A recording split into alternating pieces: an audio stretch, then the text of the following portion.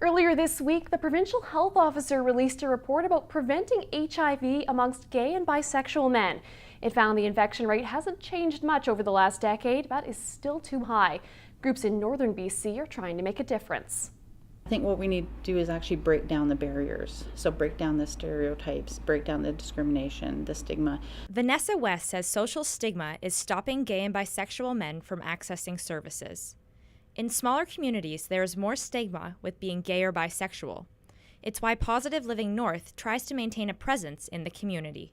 When it comes to the report that was released, we can see that for men who have sex with men or gay or bisexual men, that once more that's something that's very stigmatized in the North. So we definitely applaud the work of such agencies such as the Pride Society and the different gay straight alliances that are trying to break down that stigma and discrimination. Positive Living North works locally, offering support services to those living with HIV.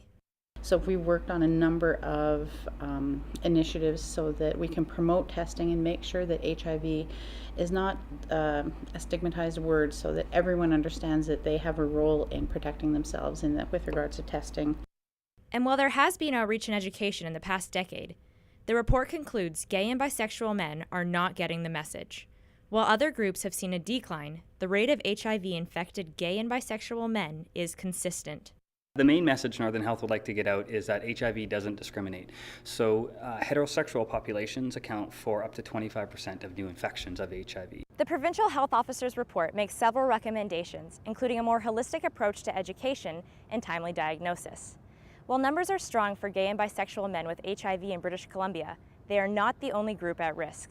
Northern Health and Positive Living North are working hard to break down barriers for those living with HIV in BC. Victoria Levy, CKPG News.